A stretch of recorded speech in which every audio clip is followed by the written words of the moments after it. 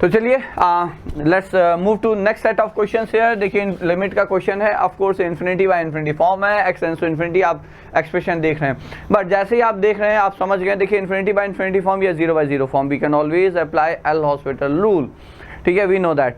और यहाँ पे हमारे पास कोई चॉइस भी नहीं है, बिकॉज इंटीग्रल के अंदर एक्सप्रेशन और वो एक्सप्रेशन ऐसे जिसे हम इंटीग्रेट नहीं कर सकते, not even I am going to try that, ठीक है। तो पक्का है कि एल हॉस्पिटल रूल लगाएंगे, उसके लिए लीबनिट्ज रूल ऑफ डिफरेंशिएशन का प्रयोग करेंगे, जो आप लोगों को पता होगा। अदरवाइज यहाँ पे ध्यान से देख लीजिए, एक्सप्रेशन जो है वो है like 0 to x integral e raised power x square dx and that whole square divided by integral 0 to x e raised power 2x square with respect to x as x tends to infinity, ठीक है। तो let's start. तो यहाँ पे देखिए जो आपको question है, फिर से हम यहाँ पे लिख देते हैं, x tends to infinity 0 to x integral e raised to the power x square with respect to x and that's within whole square divided by 0 to x e raised to the power 2x square. Okay, so that's the question. So as I said, देखिए लिबनिट्ज rule of differentiation क्या कहता है। मान लीजिए आपका ये f of x है, जो कि कोई फंक्शन आपका h of t dt where t goes from p of x to q of x.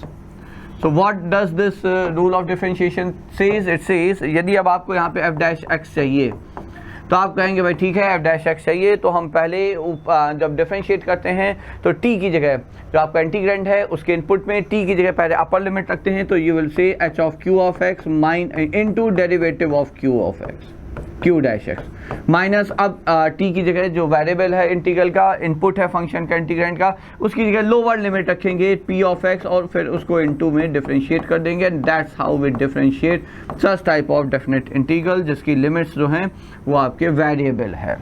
So that's what we are going to apply है। तो चलिए आगे बढ़ते हैं। देखिए तो differentiating both numerator and denominator as we have to apply L hospital rule. तो हमने कहा limit is limit as x tends to infinity, हमें एल चाहिए।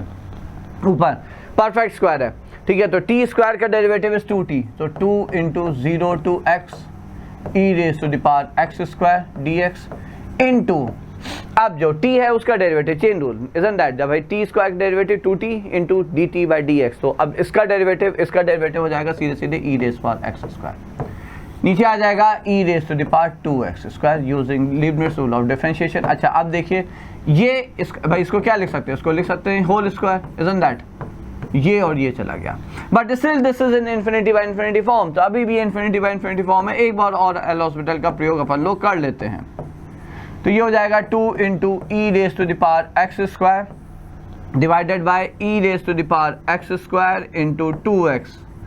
Now it's done, I think, yeah, it's done. ये गया, ये गया, ये गया, ये गया, 1 by x and that approaches 0 and that's the answer, simple. Okay, so done. तो लिबनिट्ज रूल ऑफ डिफरेंशिएशन पे बेस्ड एक क्वेश्चन था। इस तरह के क्वेश्चन कई बार जेई वगैरह में पूछे जा चुके हैं, एटलीस्ट मेंस लेवल पे के क्वेश्चन से यहाँ पे कई बार बन चुके हैं। So now let's look at the second one. I'm erasing everything here. अब दूसरा क्वेश्चन है, ये अगेन एन इंटरेस्टिंग वन, ठीक है, क्योंकि ये फिर से वही इंटीग्रल फॉर्म में जब हम कन्वर्ट करते हैं इनफाइनाइट सीरीज को, ये उस पर बेस्ड क्वेश्चन है एज आई कैन सी है।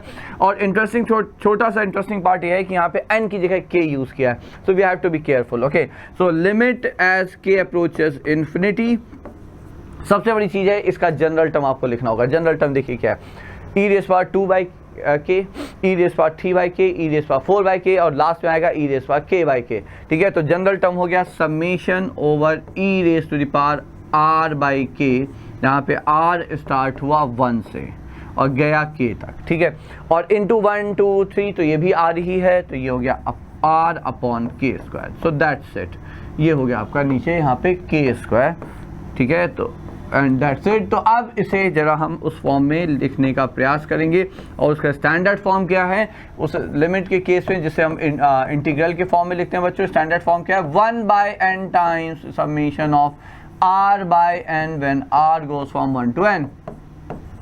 ओके, तो यहाँ पे ऑफ कोर्स k की जगह n की जगह k है, तो हम पहले देखिए सबसे पहले इसको प्रयास करते हैं। तो 1 बाय k पहले तो बाहर ले लीजिए, तो आप कहेंगे okay limit as k tends to infinity 1 by k हमने बाहर ले लिया समेशन। अब जहाँ जहाँ आपका r है समेशन के अंदर जो फंक्शन दिख रहा है, जहाँ जहाँ आर का फंक्शन है वहाँ वहाँ आर बाई एन, या इस केस में आर बाई के ही चाहिए। और ये आपके सामने देखिए रेडीमेड दिख रहा है, ए के छूट गया, उससे हमने आर बाई के लिखा into e raise to the power r by k लिखा। ये आ गया आपका फॉर्म जिस फॉर्म में आपको चाहिए। How do we use it? तो अब हम इसे लिखते हैं this is nothing but 0 to 1 f of x dx। Now what does that mean? देखिए सीधी सी बात है, जो समेशन के अंदर जो r बाई n का फंक्शन है, जहाँ जहाँ r बाई n है वहाँ वहाँ x रख दीजिए और आपको इंटीग्रेंड मिल जाएगा। लिमिट 0 से 1 ही रहेगी, तो ये हो गया आपका 0 to 1 x times e raise to the power x and that's it. तो अब आप यहाँ क्या, यहाँ बाई पार्ट्स लगा देंगे, isn't that? तो आपका ये जो लिमिट है ये हो गया क्या था, 0 to 1 x times e raise to the power x। तो जब बाई पार्ट्स लगा देते हैं तो क्या, I let a is the first like algebraic first function, ये अलजेब्राइक फंक्शन है फर्स्ट फंक्शन, ये हो गया एक्सपोनेंशियल फंक्शन सेकंड फंक्शन। तो first function into integral of second function, और लिमिट है आपका 0 से 1 minus 0 to 1 derivative of first e raise power x। आप ये सब तो भी बहुत बेसिक सा इंटीग्रल आप लोग कर लोगे बच्चों। जब x ये 1 रखा तो ये e हो गया है ना, ठीक है, और 0 पे 0 हो जाएगा, won't matter, and then this is e raise to the power x 0 to 1 minus 1। I think 1 is the answer. एक बार चेक कर लीजिएगा कैलकुलेशन को, तो हमारे अकॉर्डिंग यहाँ पे इसका आंसर 1 है बच्चों। So those were the next 2 questions here.